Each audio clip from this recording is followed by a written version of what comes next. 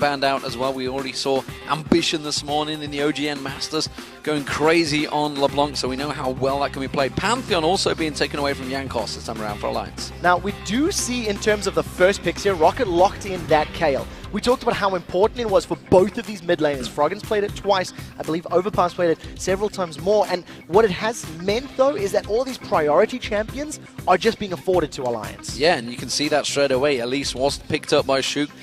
Was 1-7-4 on it last week. Not the greatest performance, but his team do put a lot of stock in what he did for his team. He may have died 7 times, and that was about 70% of the entire team's deaths. However, all of the kills that he set up for Froggen was a big part. Yeah, I distinctly remember we were actually talking to Froggen and Shook after the show last week, and I called him out and said, right, why did you die so many times? And Froggen jumped up and said, on us. Are you kidding? He said, every time Shook died, I got a kill on Kayle. Before 15 minutes, I believe Froggen was about 3-1-0. And every time Shook was caught, he was in the right place for his team to capitalize. Whether or not that was coordination or a little bit of luck will determine, will be seen. And we'll see how Froggen decides to play this game, seeing as that Shook's got that sort of very aggressive, very invade-heavy type jungler. Well, Tabs also went for Lucian over Caitlyn. Caitlyn's a champion we'd associate with him all last season. This time around, it's going to be Celeber on Caitlyn. And we do see Trundle for the top lane. So Zaz is going to go with that sort of tanky top that we're still seeing in the current meta. We're seeing a lot more Trundle these days, and it does fairly well against a lot of matchups. I quite like that locking, considering Wicked's champion pool. If Wicked decides to go for the likes of a Renekton or the likes of a Malphite, Trundle's going to suffer a little bit early against Renekton, which is what I'm expecting, but we know he'll have a bigger impact in the mid to late game. So Roccat right now just screams late game. They want to scale, and they want to beat Alliance in the late. Well, Froggen trying to gauge a reaction from the crowd. It was an obvious one with Anivia, but it will be Renekton in that top lane, as you mentioned, for Wicked. Leona will be the support also alongside Lucian. So I want to see the support now for Vanda. This is my question. You've already highlighted the fact that Leona's locked in on the side of Nif. Annie's banned out. Thresh is banned out. Vanda has played Morgana once before, but he played that into a Vi. He played that into a into a composition where it was very single target CC heavy focused, and that is somewhat similar. You can protect against the Cocoon, you can protect against that sort of Zenith Blade route from Leona, but it's a little bit more risky, even though Alliance have got a good all-in. We'll see how, if Van is going to go with this. Alternatively, he's played Lulu. I think those are the other two champions he has played this split. Clearly having a think about this one, taking their time to lock it in, leasing the other jungler being thought about by Jankos. At the moment, though, I mean, Morgana would work out well because, you think of Renekton, you think of Leona, you think of even Elise. All of these champions have got to get in amongst the pack, and that would be a great deterrent. And that Morgana's going to scale incredibly well. Even if Vander goes for those standard support items, it is locked in now, he can eventually start working towards some either tanky items to be the sort of tank that can initiate and potentially root, or if he goes for some ability power, a Dark Binding plus the Kayle damage and the range of Caitlyn, that's going to be a dead member of Alliance. If Froggen's going to play safe, I'm almost expecting him to go Orianna. Alternatively, Gragas is available. Ziggs is available. You've got heavy wave clear, heavy wave control, which is good for sieging and for counter-sieging, which I feel would be very vital for Alliance. Outside of a little bit of poke here from Lucian, there's not much wave clear on Alliance, so I feel they have to go Ziggs or Gragas. Oh, well, we do wait for Alliance to decide that final champion choice. Let's go back to our featured matchup setting, which was Shook versus Jankos. And at the moment, it's two very aggressive junglers, Lee Sin versus Elise. And they're going to be looking to do similar. Whoa, that's... Okay. Let's stop that trail of thought for a moment here, because Froggen, going back to basics, pulls out Anivia, a champion he was so famous for throughout Season 2. Now, we'll have to see how it works in the 2014 season. 2 years down the line, Froggen tried to play Anivia last year to poor success. I mean, he didn't rack up very many wins. We've got the running joke that Krepos has a better win percentage on Anivia than Froggen does. We talked about the fact that Alliance needed wave clear, and they needed the potential to defend against sieges. Anivia is going to be great for that. The crystallized wall, as well as her ultimate just to do a zone control, will help Alliance defend turrets. But the Kayle versus Anivia is a very interesting matchup. It's one we have never seen in the season. Oh, fantastic picks. We'll see how it works out. Who would you favor just going off the picks and bans here? I feel like the early to mid game is in favor of Alliance. Their champions, the Renekton, the Lucian, even the Elise is going to sort of scale a little bit sooner than that of the Roccat composition. However, the longer this goes, the more I prefer Roccat. Well, with the champions locked in, let's turn to the numbers. According to LolEsports.com, 73% of you have chosen Roccat for the win here. Interesting stuff. And of course, we'd like to remind you guys that you can get tickets to join us here in Cologne, Germany, and watch these games live like all the fans are right now. Just head over to LOLEsports.com and click on tickets for all the details. I think that's a fair vote as well. Considering Alliance's up and down performances and seeing how they haven't necessarily kept it together 2 weeks in a row, is a testament to the fact that as a team they're still growing, they're still learning, they're still trying to adapt, and we keep hearing them from that over and over. So as we blend into the game, let's just remind you guys, last time these did face off on the Rift, it was Roccat that took a victory, and it was pretty convincing. It was pretty convincing. They really controlled the mid-game heavily. I have to point this out for those of you that haven't seen it yet. Overpow is running, is that Cleanse? Yes, Cleanse, Flash Cleanse as his summoner spells. Initially I thought it was Revive, it is the new artwork. And I think that's because of the immense CC. Single target Renekton, single target Elise, single target stun there from Anivia. And that's going to allow him just to continue focusing down and putting damage out once these hard CCs start coming in. Well, if you are just tuning in, well, you've missed some fantastic games already today. This is game 3 of the day in week 5 of the European LCS. Roccat, of course, versus Alliance, as you can see at the top of your screen. Some interesting picks coming into this one, and we wanted to start talking about these junglers. We brought them up as our feature matchup. The fact that Jankos is back on Lee Sin, Shook back on Elise. Yeah, it's champions that we associate with each of the individual players. I think there needs to be a little bit more pressure on Shook in this game. Elise was Shook's sort of main champion in solo queue coming into the LCS split. It has been banned or stolen away from him multiple games. I mean, I think around 45 to 50% of all bans against Alliance have been jungle bans. Last week he made it work, and we'll see if he can do it this week. Well, we are just waiting for one of the players to restart their client. It looks like it is on the Alliance side. Looks like it's Shook in that jungle, so shouldn't be affecting him too much as he just reconnects into the game. Of course, we are offline here in the LCS studios. They are on a tournament realm server, all of their own, so they have full control of everything that would happen here, which is why they're sorting this out so quickly. One of the things I really want to talk about is that Froggens and Nivea is going to be very, very powerful in these team fights. When you consider the rest of the champions on Roccat's squad, Trundle, Lee Sin, Overpow, oh, Tabs is not interested in this small pause. You know, when you consider Rocket's composition, they want to be running at you, they want to be involved, they want to be in your face. Vander and Morgana, for example, when he throws down those soul shackles, he wants to be in range of the Alliance members. And if Froggen is able to put a good wall down, a good crystallize, that Morgana ultimate is going to be completely neutralized. It's no longer a big threat. The key for Alliance, however, is to make use of that and then re-engage. And we'll see if they can pull it off. We'll see whether Tabs can wake himself up for this game as well, because right now he's very relaxed and ready to play Roccat. Roccat themselves, well, they're going to be up against, like you say, that big frozen wall. It's something we've seen for many years in League of Legends from Froggen. It's a champion that can stall games out, and this is maybe what Alliance are going to be looking at. I mean, you talked about how the mid to early game team is all for Roccat. Other way, I think mid to early for Alliance, just in terms of, you know, Renekton, the Lucian, even the Leona, the engagers once she's got a solar flare are so powerful. But I really don't know about this Anivia. Yes, you can stall. Can you stall more effectively than Ziggs or Gragas? I'm not sure, and it remains to be seen. We're about to see whether or not it actually works as we are back on the Rift. Well, we're just waiting to get things underway. No action early on. It doesn't seem that anyone's going to go aggressive. Of course, we did see a couple of aggressions early on, but in previous games at the moment, they are certainly taking their time. So let's go through these lane matchups. It doesn't seem that we're going to have any lane changes. We just saw that in the previous matchup. Of course, SK Gaming trying to pull off fast one. It didn't quite work out for them. They were reacted to, but it doesn't look like either teams want to do this. So I think in terms of the lane matchups, the obvious ones is that Trundle is going to have a difficult time against Renekton. This is something we've talked about excessively. Renekton is a lane bully. He's going to be able to beat Trundle until Trundle gets levels and items. In the mid lane, Overpower versus Froggen, I think until they get 6 is going to be a bit of a farm fest. This bottom lane, however, that's the threat for Alliance. Because of the range of Vander and Seliver's Caitlyn and Morgana, it means Tabs and Nif are always going to be on the defensive foot, always going to be waiting for Roccat to push them. And until Nif gets level 3, level 4, or even level 6, they can't really all in with the actual threat of getting kills. Yeah, I mean, obviously, last time we saw Vander playing Morgana, it worked out very successfully, and they just keep catching those Dark Bindings on tabs, followed by the Piltover Peacemaker with Celavar.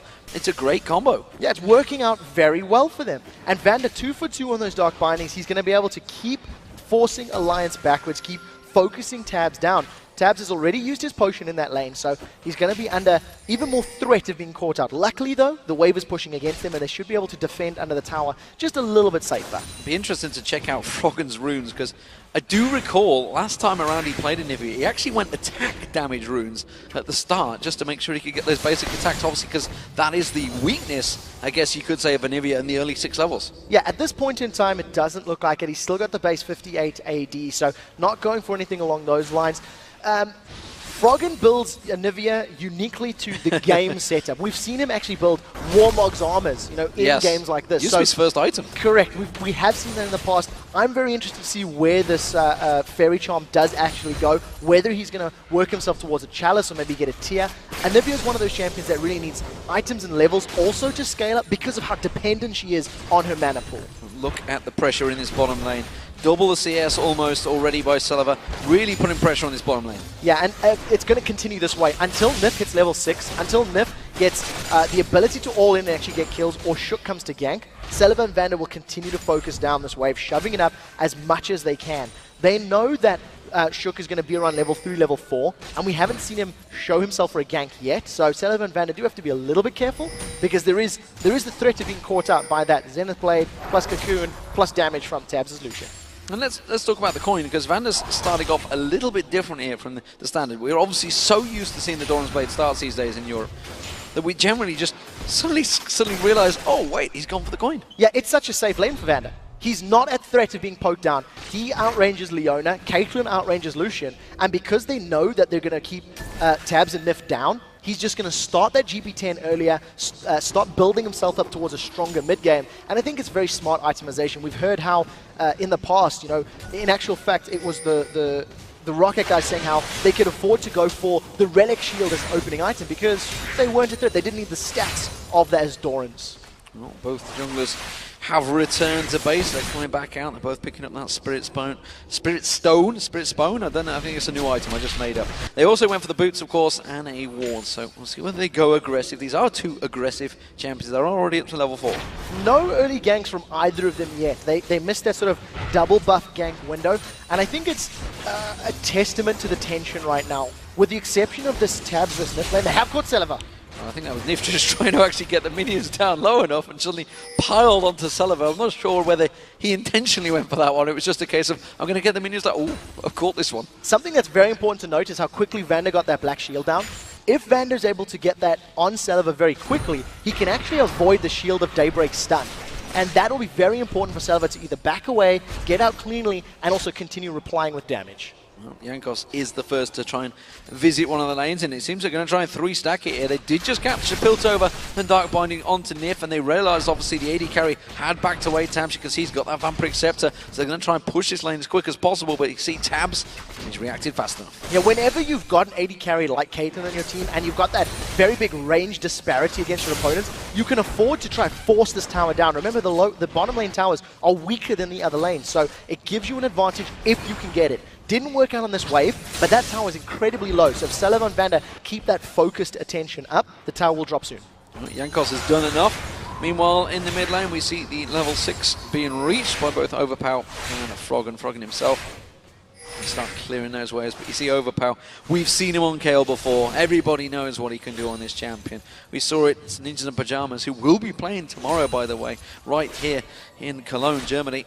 They have certainly seen firsthand what Overpow can do on this Kale, and it's not a pretty sight if he gets going. Yeah, not a pretty sight for everyone else. For Overpow and Roccat, it's a beautiful sight. Yes. And I think just highlighting Froggen right now, he's hit level 6, hasn't put any points into Crystallize. And I think both the champions of Kale and Anivia need to hit item thresholds before they can really insta-give people. If Froggen's able to get a good sort of Flash Frost, plus the Glacial Storm using, get that sort of double damage down, he can kill squishies, but it's going to be very dependent on landing those stuns from his Flash Frost. And of course, with Shook on Elise, he would love to have that blue buff himself, but of course will gift it across to Froggen. It is going to be similar, but Jankos, well, he's not too worried about the blue buff, that's for sure. Doesn't really need it for the cooldowns too much. Doesn't need it yet. And the reason I say that, as a team, Roccat love to invade and challenge for blue buffs. They love to fight their opponent's blue buff and pick fights around that area, get vision control, and challenge for it. And against a mid lane champion like a Nivea, there's going to be added emphasis for Roccat to gain control of that area of the map. Not only will it help them with Dragon, but it'll help them prevent Froggen getting more powerful early on. We should also mention this is 4.1 still, by the way, ladies and gentlemen. 4.1. So Kayle still very strong in this champion. Still very strong in 4.2, let's be fair, but not the ability power 1.0 Q that Deficios love to mention. And probably the reason he got nerfed. Yeah, his fault indeed for everyone out there wondering why it happened. We do see a quick trade between Xaxus and Wicked, and as we've talked about, Trundle losing to Renekton early on. It's only about an 11 CS difference right now, which isn't the strongest. What Wicked needs to do is get himself either a kill or get a lot of damage on that tower to really make that CS lead count. If it's only a minute CS lead by the 15-20 minute mark when the team fights start happening and Xaxus starts teleporting around the map, it's going to be irrelevant that you had that strong early game and you didn't take advantage of it. Well, speaking of those top laners, let's touch on the fact that obviously Xaxus has got the teleport. This is something he's run a number of times, has just teleported back towards the top, so it's going to actually be going to be on cooldown for quite a while, so don't expect any Dragon Sight anytime soon. Wicked didn't go for that, so what are we thinking here? I mean, because Xaxus, we've seen him split pushing like a hero so many times for Roccat already in the LCS. Is Wicked just going to have to sit and fight in the whole way, or is he going to be able to maneuver for his team? They've got slightly different roles, I feel. You know, when you pick a Trundle into a game, it's to be somewhat of a tank killer, you know, steal those stats away, as well as be a high utility damage-soaking force in team fights. Throw those pillars down, get your frozen domain, really run circles around your enemies. When you play Renekton, on the other hand, you tend to be a little bit more kill-centric. You can see the Tiamat has already been picked up with the Ignite as well. If Wicked can get to Saliver, get to the backline and kill him, he's done his job. Xaxus, on the other hand, he's going to fulfill a different purpose. He has to interrupt Alliance, make their lives difficult, and get in the way of Alliance's abilities. You can see already Wicked just testing the waters there with that Tiamat on Xaxus. Xaxus realizing he picked it up and suddenly steps away a little bit. And that chain vest, he should be perfectly fine in that matchup so far. We haven't seen a great deal of action across any of the lanes so far, despite the fact, like we mentioned, two very aggressive junglers. They haven't gone for the kills, they haven't gone to the top. They did once make an appearance down the bottom, but that is about it. Both teams happy to farm it out. I think they're both playing for the late game, and this is, in my opinion, favoring Roccat. I feel like Rockat's comp is going to scale a little bit more. You know, we're looking at these items, looking at the slower laning phase. You touched on the fact Tiamat has been picked up by Wicked. We see the makings of what appears to be a Bilgewater Cutlass for Xaxus. When we've seen Blade of the Rune King's been picked up on Trundle. Oh, they've caught out Saliver. They're going straight in towards him, but Saliver immediately, like you mentioned, Vander, that black shield so fast on towards him. Very quick reactions, and it's kind of what we've come to expect from Vander. Really one of the highlights, one of the top support players that has joined the league this season. Yeah, one of the things that Alliance need to be careful of, Saliver's working with a BF sword to the Vamp Scepter of Tabs. So just in terms of raw auto attack damage, the advantage is definitely in favor of Saliver. He throws down the ace in the hole once again just to try to get some lane control. They dive on Vander. Going back on towards him, Nif just trying to cause himself a problem there. Is that Shield of Daybreak, like you mentioned, on Vander? Do manage to get the stun out on this time, but instead, Saliver trading with Tabs. The aggression's starting to come out here from Alliance. This is Nif hitting level 7. Notice now how Saliver and Vander are playing this lane. They're a lot more defensive. They're sitting at their tower because they actually can't afford to get caught out. If Nif gets a good chain of CC down and the culling catches on Saliver, he will die. Culling being physical damage, Black Shield's not going to block it, and Vander's not going to offer a whole lot in the way of, you know, preventing the burst from killing his AD carry. He's also lacking boots, which is why he's about to back off and bite. The speed was with Alliance. Warding on towards the Dragon here. This could be a start off for Alliance. They may be maneuvering for position here. They spotted Saliver going back. Now we'll see how quickly they can take this one down with the help of Elise and his Spiderlings. That should be very efficient. Froggen most likely going to throw down that Glacial Storm. And that's a very good call from Alliance. They knew the teleports had been used. Xaxus had used it in the top lane. They knew that the Rocket's bottom lane was backing. And that was just a great, decisive in-game leadership call. Fast calls, and that's something that worked out very well for Alliance last week. However, it has been hit and miss between the two. Jankos going for the early, the little invade there, getting that ward down. So he's getting coverage of that top lane. That's maybe going to start signaling a gank on this top lane. Well, we'll see what Jankos can do. Wicked has gone in, does have his flash and dominance. Here comes Jankos from the side. Look for the Sonic Wave. Is he going to go towards it? No. Wicked dodging that one pretty quickly with the slice. Yeah, so we looked at the Sonic Wave.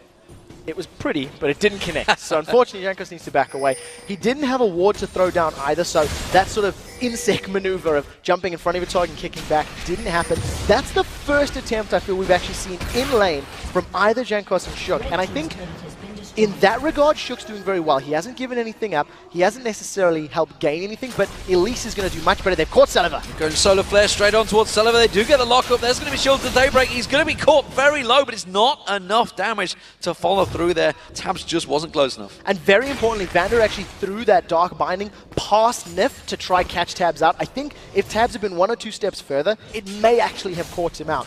Nevertheless, Saliva gets out a little safely, but that was way too close. He shouldn't have been overextended without his support nearby. And I think good play by Nif to try make something happen, but it just didn't pay off that time. We'll see how much damage Alliance can put down towards this tower. At the moment, they are focusing going towards the red buff, so potentially going to not bother pushing that tower. They're happy to keep the lane out, and they're actually making a maneuver for the middle lane. They're going to try and go for overpower. Yeah, there's a lot of members of Alliance starting to group up here on the lane. I think they feel like they can just brute force their way in. It's working out. Tabs, with that BF sword and the help of Shook, they're on the turret. Jankos is going to reply, but it's a little late. Yeah, the Cocoon not landing on overpower. I think that would have been a signal for Alliance to dive on him, but instead they don't manage to get him. They just all step away from that one. They got a good chunk of damage. Wicked caught out in between the turrets here, trying to get aggressive, trying to farm between the lanes, but it's not really working out for him. No, not this time round. And I think what Alliance were doing there was very smart, because Tabs and Nif had shoved the wave into Rockat's tower. So by forcing Saliva and Vander to actually react, to defend that mid lane, which they did,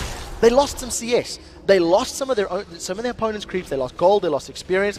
And now Tabs and Nif are going to be returning to this lane once they group up, and they're going to continue pushing it down. So I think that was, once again, very good decision making. They didn't get the tower, but they got a lot of damage down. And if they rinse and repeat again in the next couple of minutes, they should be able to secure the tower. This time around, Shook's sneaking in towards the top there. Dominus is about to wear off from Wicked, so maybe going to try and bait this one out here, but I think Zazas may well smell it, realizing, why is Wicked going so aggressive on me? He is starting to try and turn it away and just waiting for a good, clean Cocoon to be fired off from Shook, but it doesn't seem it's going to happen. So Zazas doesn't have a lot of mana. He doesn't have Subjugate available either. Now, Cocoon's going to connect. He does manage to land. He goes in, sinks the bangs down. Zazas quickly pops that ultimate down and backs away. Yeah, Zazas forced a flash instantly. Not his ultimate. Not his ultimate, just the Frozen Domain, get the additional movement speed. But I think it was the smart decision. If the Renekton stun had landed, with Wicked having his Ignite available, there was kill potential and kill threat there.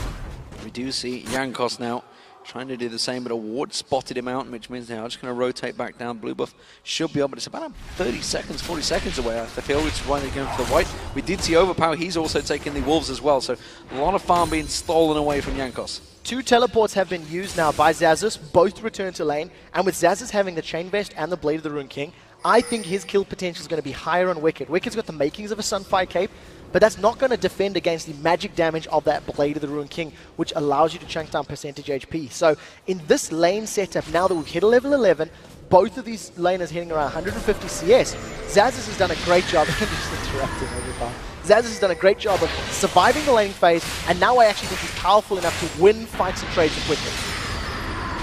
Well, at the moment, the Glacial Storm just being used consistently to farm out Overpower. Very much reading the situation. Nif had tried to sneak up that river and try and get a catch on him, but there was a ward placed in that bush which gave him away. Wicked and Zazas in his top lane, just back and forth, head to head. Blade of the Rune King completed by Zazas. Now Wicked, of course, had that Tiamat a long time ago. Almost got the Sunfire Cape completed as well. Well, we'll see what Alliance decide to do. They're once again grouping up in this middle lane. You do see that Saliva is heavily pushing that bottom lane, taking that side lane farm, and this should result in the fact if they stick around. But Alliance playing it very, very safe. They don't want to get caught out by a potential engage by either Shook or Vander. They had no idea where Shook was at that instance. Well, that was the second time they've chosen. Froggen ready and waiting in this bush. This time around they could go for it. This is going to have the help though. Jankos, he's coming up there. Are they going to have enough damage on towards Zazas? They're going to take him low. Hasn't got that ultimate, and he just easy kill. First blood for Froggen on Anivia. Landed absolutely every ability. I actually think Wicked played that one perfectly. He waited for the Subjugate to come down from Zazas. Most likely called out that Pillar of Ice had been used, and just such a great Flash Frost. Froggen throws out the Q, predicts where Zazas is going, and easily grabs not only the kill, but the first tower of the game here in favor of Alliance. And that was a long time coming. You saw the averages popping up there in the 6 to 7 minute frame. That was 17 minutes before first blood. What are they going to do with it? Both teams have farmed up heavily. The fact that they're just leaving the lane phase is now at 150 plus CS. This is going to be a slow one. Maybe it's going to transition very quickly, though. I think it's going to be very explosive once they start fighting around Dragons. You see, Overpower is already dueling Nif, gets 2 or 3 auto attacks down and makes him lose 50% of his HP. Had a Dark Binding connected or the Sonic Wave, that could have been a kill, which could result in the tower. So the potential for explosive action is very high now that all of these champions have hit a nice power threshold. Everybody's starting to hit level 10 to 12. Starting to come into there. Froggen back in that mid lane. Hasn't got blue buff available this time around, so that mana will be churning down. But as you can see, he's building ready for it. Has switched over, though. He was going towards that theme, or maybe just picked up the challenge for that extra mana. Who knows? He has gone for that needlessly large rod after getting that kill at the top. Alliance are now trying to secure this blue buff. Look at how many members Alliance need to pull back. They realize Roccat wants to challenge. The stun connect! Stun catches on towards it. Vander and Jankos both got out there. Solar Flare comes in. The Culling not really catching too heavily on Jankos. The Ignite was burning on him. Salivar using that 90 caliber net and the ace in the hole on Froggen, and that's just going to keep Alliance at bay. Such an important pillar of ice there from Zazas, preventing the rest of Alliance from chasing. Now Roccat are trying to back away and heal. They've lost so much HP in Alliance, it looks like they've caught Overpower. Froggen's turned into an egg. He's going to get Overpower down though. Zazas in trouble. He's going to get dropped down here. Wicked will one more cleave. They're going to try and gift it across. It's Shook that will take it. Alliance get 2 kills out of that one. Overpower stuck around when I don't think he should have. Jankos was too low to fight, as was Vander, and they were recalling. They were backing away. Alliance responded well, peeled away from the dragon, got themselves some kills, and now they should be able to secure this dragon, and it's a super, not this time. Yeah, I tried to get that Pilt over Peacemaker. Steal not going to work out. Middle turret also going down. That's a big chunk of objectives being picked up by Alliance there. A lot of kills all going their way, as well as that dragon and that tower, and of course Wicked just managed to get back into that top lane, so they don't even have that top tower trade for the dragon. No, not at all. And Alliance have just strung together. That's their second dragon of the game. They got themselves a tower and they got themselves a couple of kills. And if you look where the kills are situated, it is on Shook's Elise, Froggen's Anivia, and Tabs' Lucian, which is the carries you really want. Elise is going to scale so well with some kills and some gold. Got the makings of that Haunting Guise being completed as well. And I think Alliance just played that very well. They grouped around blue, realized that Roccat may want to go blue or dragon, didn't let them do it, and then picked the fight which they won. And it's interesting to see how this top lane continues to go. Zazas versus Wicked, because if you remember, Zazas chose to go for Trundle. He had Renekton available to him, went for Trundle. So at the moment, not really working out too well for him. Has had 2 deaths, been dived on that tower, of course, in the top and down at the dragon. So I think it was a calculated decision in that Trundle is going to become more and more relevant, more and more pertinent as this game goes on. And seeing now Nip a little bit in trouble. Here comes Overpower as well. Just managed to pop his shield. He is going to get kicked back into Overpower. Now he's in trouble. Solar Flare going down. Flashes away from it. Jankos follows through nicely. Is he going to get covered off in time? He gets stunned out there. If safe, Jankos has to get away. Intervention used by Overpower. Dark Binding catches on towards Tabs, but nothing will follow. Very good reply there from Alliance. Froggen once again showing his mastery of Anivia, landing that Flash Frost from through the wall. That stunned Jankos up, saved Nif's life, and he manages to get away. They trade a couple of summoner spells, but as again, we're seeing Alliance being at the right place at the right time and responding as a team, which I think is very crucial to highlight. And this is interesting because we really haven't seen Anivia for a very long time in League of Legends, let alone 2014 season, up against the Kayle, and it seems to be working well. Kayle is not going to get start farming, it seems. Obviously, Froggen's going to be doing the same. You can see both giant numbers, 200 CS already, 21 minute mark. I'm going to go, now that I've been thinking about the matchup and seeing how this is playing out, I'm going to actually call Anivia somewhat of a soft counter to Kayle. And my reasoning for this is fairly simple. Kayle needs to be in range to auto-attack you. Yes, she has some ranged abilities. Anivia can throw down the Glacial Stormer ultimate and back away. Kayle needs to either go through that, which slows you down, or go around it, which means not in range, not going to be able to attack you. And if you are in great threat, you can just use your Crystallize wall, put it down. Kayle, when she's coming at you, comes in a very linear direction, which makes it easier to land your Q for Anivia and get the stun. So I think it's smart play from Froggen to make that work. Shook making his way down towards his bottom lane. We'll see whether he goes for anything here. Actually, they're going to try and go aggressive for Nif. That may well have backfired on Roccat, actually, there. I don't know whether Nif was going to try and set that one up. He's going to pop that wall down. They catch a glimpse of it, and suddenly Roccat realize the dangerous situation they are in. 4 members of Alliance now in this bottom lane. Alliance are making it clear they want towers, and now they want Celiva. They're going to get on towards him, and they haven't quite got enough damage, and now Shook's tanking out that turret. Does repel away. He's going to drop back straight back into the same situation. Wicked comes around the backside of them onto Vander. Can they chase in towards it? Vander pops his ultimate, and Wicked just shrugs it off and walks away. Dark Binding catches, but now Vander caught out by that wall. Culling coming through. not quite catching the back of them. And Alliance, well, they take the tower down, but no one goes with it. Yeah, but a Dragon's Rage kick was used there by Jankos just defensively against Alliance. They secure themselves a tower. They've got an HP and an ultimate advantage now, so they're going to start sieging. Froggen's caught out, so the rest of Alliance are on the tower. Going aggressive on Wicked as well on the tower. Jankos takes a big burst of damage there. Sullivan trying to catch on towards it. Tab's taken very low, but they just don't have enough. Zazas comes around the backside. Finally, they're going to turn this one around. Roccat on towards Nip. Nip in all sorts of trouble. He's going to get locked down. That's another kill for Roccat. They're going to keep on chasing. Vander, if he lands his Dark Bindings, almost certainly will be another death for him. He's going to throw it out. No, tries to throw it blind. He doesn't catch it out. Froggen turns it around, pops Sullivan where he stands, and now Zaz is in trouble. The Cocoon flashed away at the last second. Great pillar of ice, and that will be Roccat backing away. Both teams making similar sort of mistakes. Alliance had vision in and around the red buff, but they didn't react to Zazas until it was too late. As Alliance were backing away, Tabs was too far forward, got caught out by too much poke from Roccat and damage, which allowed Zazas to kill him. And then Roccat, as you mentioned, feeling that if a Dark Binding were to connect, they could get a kill. Take a look at this. Teleport actually comes in from behind. That is why Alliance didn't react till it was too late. Zazas completely cutting them off. Tabs just too far forward, and I believe that was a subjugate landing the last tick of damage, actually. A great intervention from Roccat, but that was the power of that teleport. It's the third time we've seen it being used by Zazas. He comes in from behind the whole Alliance team, and that was why Alliance didn't react in time. I think they may have even forgotten it was there or could be used.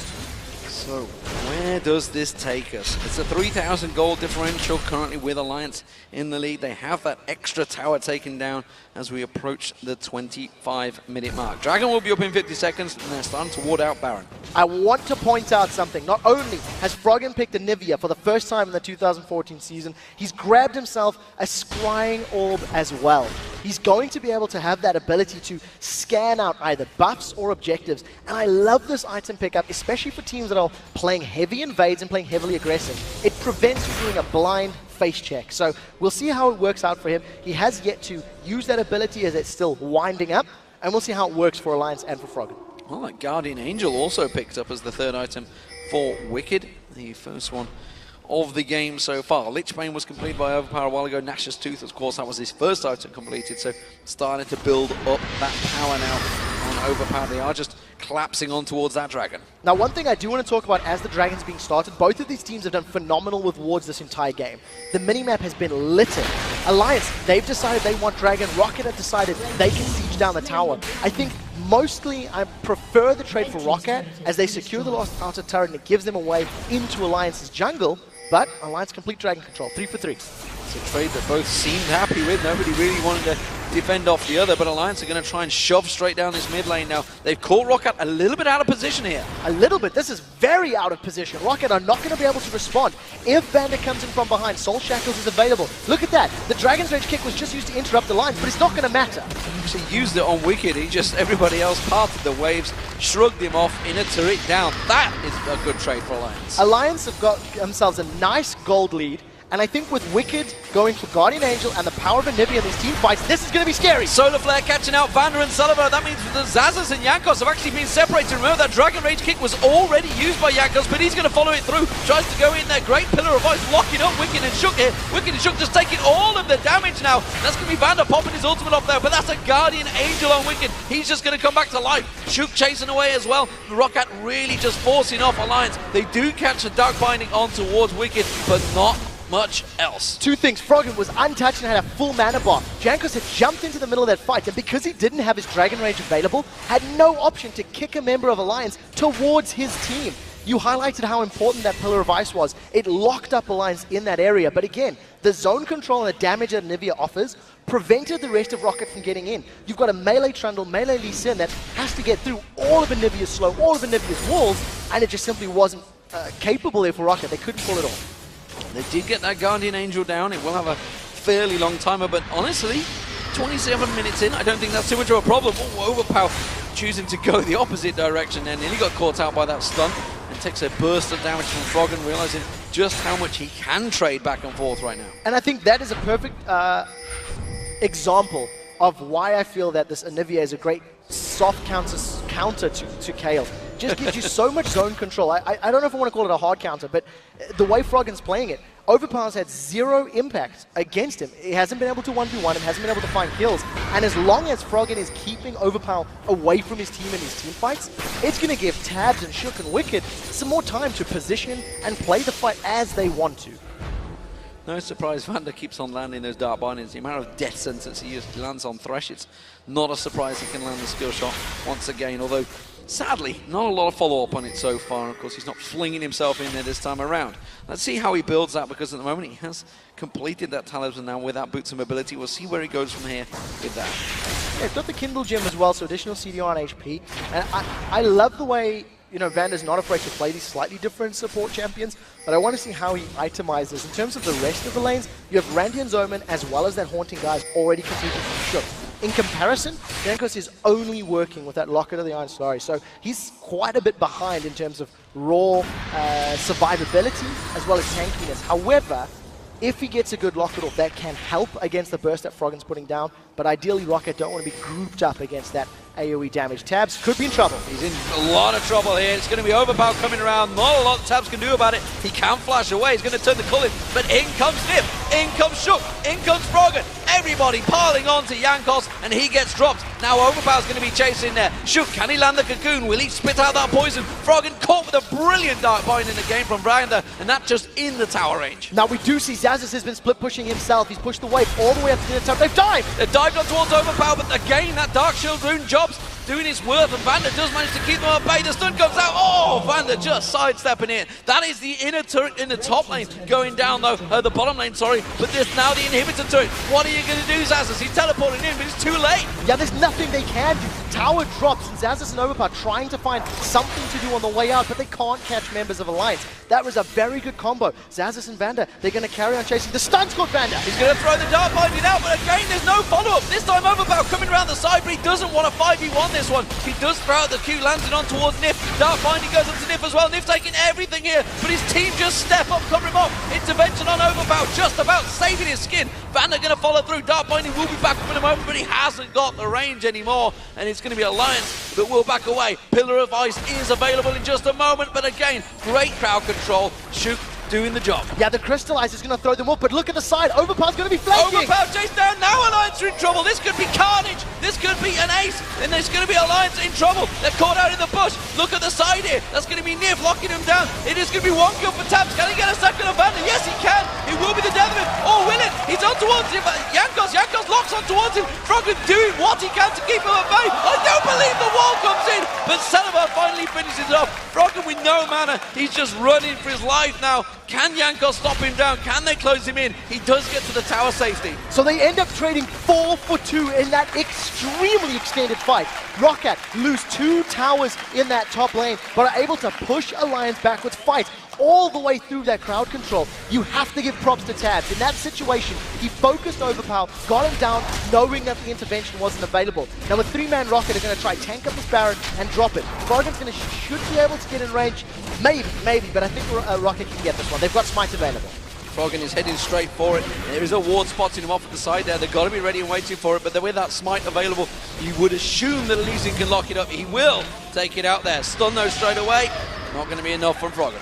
So Baron secured for Roccat. They now have a small edge in terms of the fighting. They've got statistical advantage, they've got the regen advantage, and that may help them out against those prolonged fights. During the course of that massive run from the inhibitor to the top lane, all of the members of Roccat ran out of energy, ran out of mana, and were running low on HP. If you rinse and repeat that, it's going to give them a massive advantage. Dragon has been started by Alliance. I don't know if Roccat can challenge it. Very far away for us. Got 3 members close enough. It's only going to be a dark binding landed on Nif, and that will not follow through. Overpower sensing out Tabs there, but Tabs already backing off. So that is all for Dragon so far for Alliance, but of course, as you mentioned, that Baron going to Roccat. Let's see what they do with it. I think Roccat need to find a way to once again flank Alliance. You've seen how impactful it was in that previous fight. Overpower came in from the forest, the bush on his side, cutting into the lane and splitting Alliance up. He managed to cut across the blue buff area through the river, once again coming in behind the members of Alliance. And when Zazas or Overpower can do that, split them up, get a lot of damage down, Alliance don't have a response. If you cast your minds back to the bottom lane fight. Zaz's teleport behind him and created such a ruckus that Alliance couldn't respond. That has to be the way Roccat pull themselves back, by winning a team fight and then getting objectives. Well, let's talk about both these AD carries, because they've got very similar builds. Of course, I'd say that was Trinity Force, Bloodthirster and Last Whisper. Meanwhile, Static Shiv, Last Whisper and Bloodthirster for Celiva. Who is going to be the more stronger? Who is going to be stronger is the word I'm after come the end of the game. I actually think the longer the game goes, the more impact I feel that Celiva's Caitlyn will have because of her long range and the fact that she's a little bit safer than Tabs. However, Tabs is going to be a little bit better in those 1v1 situations. His kit and the range in his culling makes him very, very useful while he's backing out of a fight, while he's trying to siege down. These are actually very standard builds, and with Celiva now grabbing himself that Banshee's Veil, whereas Tabs is going to the Glass Cannon with another BF sword, the survivability that Celiva has now gained himself, he's going to avoid one of the stuns, avoid a cocoon, you know, he's not going to be instantly popped once Leona gets a Zenith Blade, because he's going to have that shield to block one of those CCs. We'll see what develops in this one at the moment. Wicked and Tabs in his top lane. We do see Zazas there, but he's already stepping away. As it is, Roccat haven't chosen to group up yet, even despite having this Baron buff for the last 2 minutes. I think Roccat are, well, first of all, they're playing from behind. They have to make up the goal difference, and you can do that by farming. In addition, they're scared of the 5v5 power of Alliance. No stun connects, so no fights. I also want to highlight the fact that Zeke's Herald has been picked up by Vander. He's going to give some additional lifesteal to the heavy auto-attack team of Kayle, Lee Sin, and Trundle. So once again, smart itemization, making his overall teamfight presence felt even more by giving his team that aura. We see Overpower down this bottom lane, ready and waiting. Of course, remember they did take down that inner turret in the bottom lane. Zazas did that solo, while the rest of Roccat were defending that top lane of their own, and they are starting to push on towards this inhibitor turret, maybe going to buy them time to that top inner. So Roccat are split pushing right now. They've got a 1-3-1 push in the top, mid, and bottom lanes, and because of the mobility of Kayle having that additional speed boost she can throw on herself, and the fact that Zazas can teleport in, I'm expecting them to look for an opportunity, look for a fight, and then rely on Zazas or Overpower to join the fight from the side to do that flanking maneuver we talked about. Look at how Overpower is now roaming into this mid lane, and Zazas is being held off by Wicked. If they were to start a fight, a teleport from Zazas would give Roccat the advantage if it were immediately to happen. Well, Wicked is not doing too well in the trade so far. He's already lost half his hit points as they keep going back and forward. That's why Tabs is going to go up there. Now they're going to try and trade on towards him. They're going in towards Zazas. Can they get him picked down? They're going to try and force the pressure. But while this is all happening, of course, the middle lane is now under pressure, because that's where Roccat are going, as well as that bottom lane. Yeah, the rest of Roccat need to respond to this. You can see Overpower moving to the mid lane. Dominus is not available from Wicked, so they get a lot of damage on that tower. But the moment that Wicked gets into vision from that red buff, Roccat back away. So this is a safe, smart siege. Keep in mind that their Baron buff has just worn out, so there's that additional regen is no longer there, and there is still, 3,000 gold done. I think realistically it's evened out. Wicked cannot stop that push from Zazas in the top lane. He's losing health, as you mentioned. He's already used Dominus to try and stay alive up there. Meanwhile, we see Jankos again tanking out that turret, buying time for Celiva to keep on hitting. And so smart, he's standing right on top of that Yordle snap trap. So if anybody tries to commit to him, they will be locked up in CC, which will allow the rest of the team to react. Even though Jankos is caught, nobody from Alliance wants to commit. Froggen was not there, nor is Wicked. This is a very good position for Roccat to start split pushing, controlling the map, and then when the fight happens, allow Zazas or Overpower to join from the side. However, I would argue that Alliance have done a very good job at handling and at stalling out the Baron. The Baron buff was on Roccat. They went for that 1-3-1 split. They haven't taken any objectives yet. They are close to taking this middle turret. They're close to taking that top turret. But as of yet, they are holding ground. Yeah, I completely agree. The question is, how do they turn it around? Alliance need to grab either an all-in with a Leona Solar Flare, or allow Shook and Froggen to try and find a pick. Get a stun down, try to pop somebody, and then repel Roccat. As it stands, Roccat are happy to continue sieging. They've got a lot of sustain. With that Zeke's Herald, as long as there's minions and monsters to auto-attack, they're going to be giving themselves lifesteal. And look at this. They've stolen the blue buff away from Alliance, completely uncontested. Yeah, and that's a big deal for Froggen on Nivea. He kind of needs that blue buff. Very mana hungry, so we're going to hold those extended sieges, but they have held off. Baron will be up in a minute, Dragon up in 40 seconds. Wicked, well, did just about enough to keep Zaz away from this top turret. And now, again, regenerating that hit points on Alliance. They're pushing out the wave very quickly. Alliance have to, because of the fact that their wave clear is very dependent on having Froggen alive at the tower. He can defend well. Tabs and Shook do a good job against the three members of Roccat, but we didn't see sort of an all-in fight. And we highlighted how impactful the Nivea pickup can be at stalling the game, getting you to late, defending his towers. If anybody knows how to stall games and get you to late on a Nivea, Froggen is the man. He's written the book on how to get to the 40, 50-minute matches, and that's where we find ourselves now. Yeah, it is going to be Baron Vision that they're going to start fighting for. You can see Sullivan back in this mid lane with that static chip doing work. Banshee's Veil now picked up as well, so make sure he keeps those waves cleared and doesn't get caught out by Shook, who is trying to sneak around that side. So we do see that Froggen is still sitting with that Scrying Orb trinket.